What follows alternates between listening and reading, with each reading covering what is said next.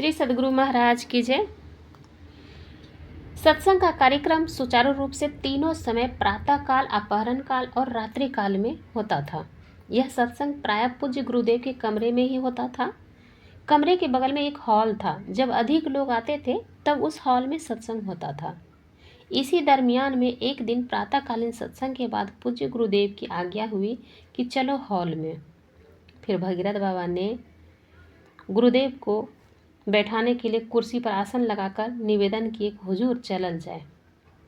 गुरुदेव का आदेश होने पर भगीरथ बाबा के सहारे धीरे धीरे चलकर आसन पर बैठ गए। फिर भगीरथ बाबा ने हाथ से लाठी लेकर साइड में रख दिए और पाँव के नीचे पावदान लगा दिए और भगीरथ बाबा स्वयं गुरुदेव के दाहिने बगल में बैठ गए। पूज्य गुरुदेव आसन पर बैठकर अपने कमल नयन बंद कर लिए और भगीरथ बाबा भी गुरुदेव के मुखारविंद की ओर दृष्टिपात कर रहे थे।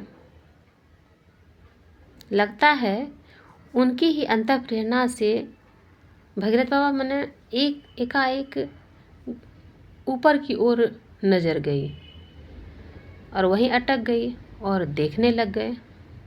उस समय ऐसा लगा कि खुले आकाश में बैठे हैं और यह दृश्य देख रहे हैं कि चार ऋषि ज्योत्सना से आपूरित आकाश मार्ग से उपस्थित हुए और गुरुदेव के सामने शून्य में स्थिर होकर उनको एकटक देखने लगे। उन ऋषियों के शरीर पर कोई भी वस्त्र नहीं था। भगीरथ बाबा कभी उन ऋषियों की ओर देखते थे तो कभी पूज्य गुरुदेव जी की ओर।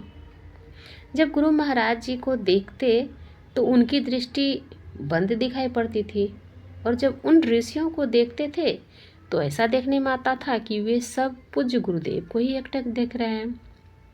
करीब 2 मिनट के बाद पूज्य गुरुदेव ने अपनी आंखें खोलकर अपनी दृष्टि ऊपर की।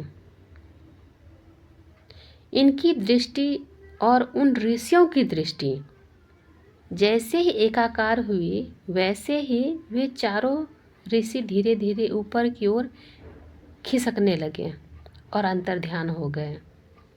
उन ऋषियों के आसन एवं वेशभूषा पर चिंतन करने पर ऐसा लगता था कि वो चारों कोई और नहीं, सनक, सनंदन, सनातन और सनत कुमार जी थे।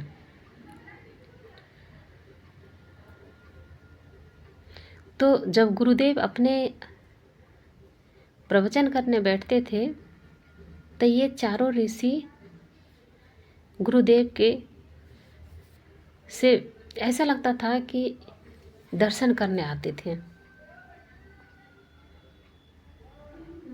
श्री सद्गुरु महाराज की जय।